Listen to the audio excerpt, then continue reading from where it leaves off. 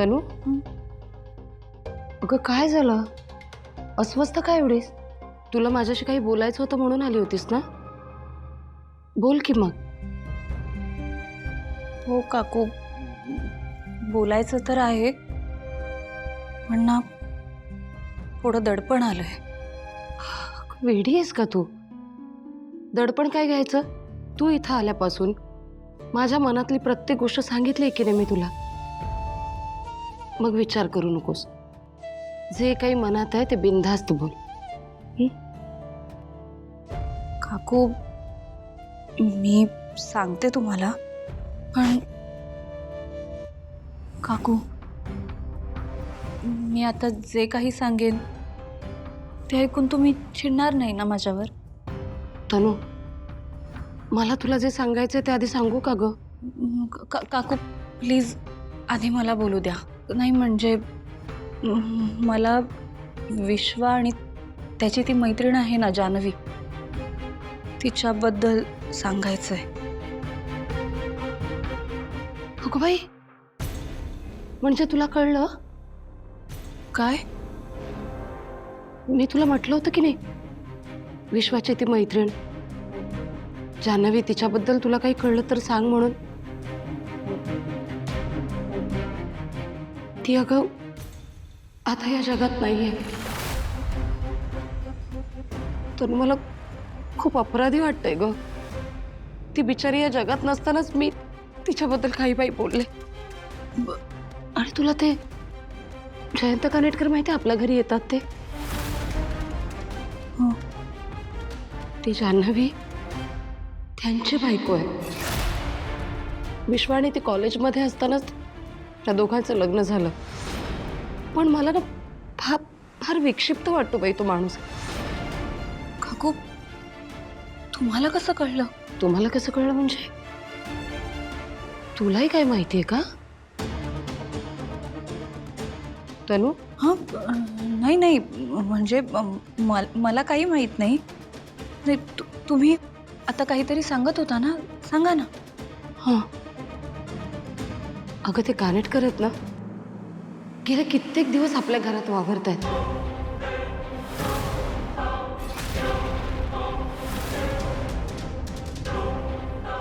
काय? वावरतायत? अगं तुला सुखविंदर माहितीये ना? हो.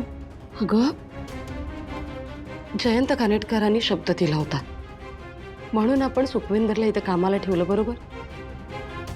पण मुळात तो सुखविंदर नाहीच आहे. ते स्वतः जयंत कानेटकर आहे.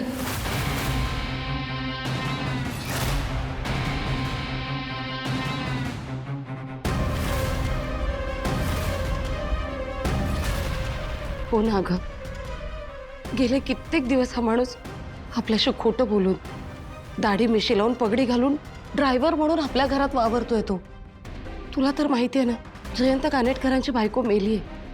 पण तरीही त्यांना असं वाटतंय की विश्वानं त्यांच्या बायकोला किडनॅप केलं. मला ना असं वाटतं विश्वाच्या बाबांना सांगावं, पण अगं भीती वाटते. यांना जर का कळलं सुखविंदर हा सुखविंदर नसून जयंत कानेटकर आहे तर त्यांचा राग तुला माहिती आहे ना, पुन्हा काहीतरी वेगळं घडेल. मला काही कळतच नाही काय करावं.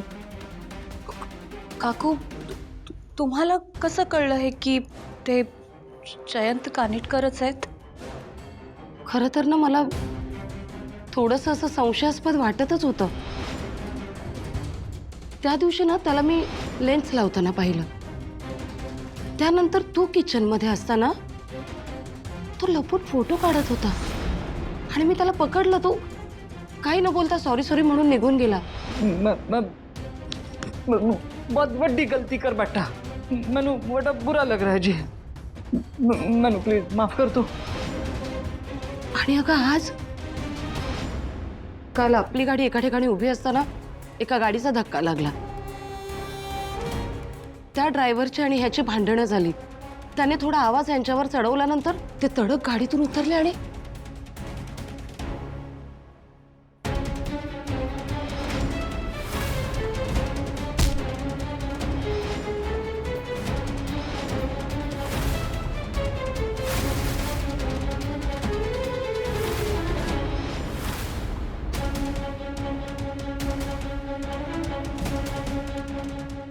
काकू काकू आता काय करायचं?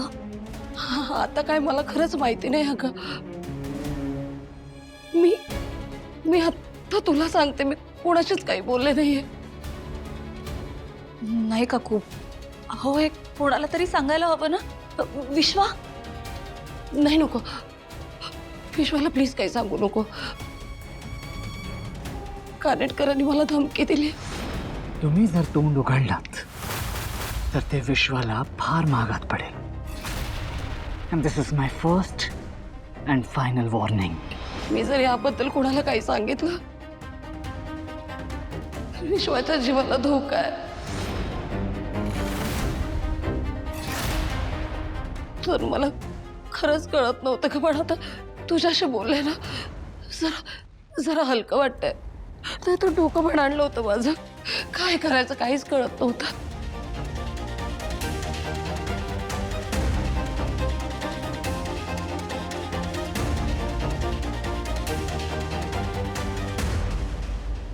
मी जिवंत आहे हे कळल्यापासून मला मिळवण्यासाठी तू काय नाही केलंस जयंत. ती एकन गोष्ट केलीस ज्याचा मला तिरस्कार आहे. मी सहन केलं, जमेल तिथे प्रतिकार सुद्धा केला. पण तू जर विश्वाच्या जीवावर संकट आणणार असशील तर मी गप्प बसू शकत नाही. मी ते कधीच सहन करू शकत नाही. या धमकीची किंमत तुला मोजावीच लागेल जयंत.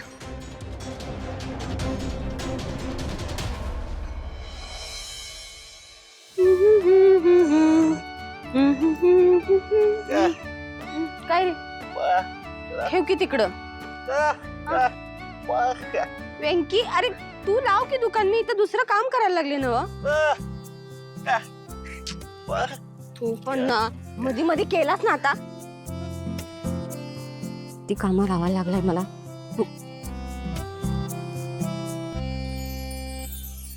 अगं बाई वेंकी, अरे हे काय? अरे माझा राजा, लाजायला मी येते होय रे तुला. लाजायला काय झालंय? हा काय याच्यामध्ये असं होय? मीच बघू. पण ते आज काय ते व्हॅलेंटाईन डे आहे, ते प्रेमाचं ते दिवस असते ते म्हणताना गिफ्ट आणलंस तू माझ्यासाठी. हा पण तुला कसं लक्षात राहिलं? ती पोरं पोरी आपल्या दुकानावर येऊन ते गुलाबाची फुलं घेऊन चाललेत म्हणताना तुला लक्षात राहिलं ना. हा नाही तर तुला काय लक्षात राहणार आहे? बरं बघते.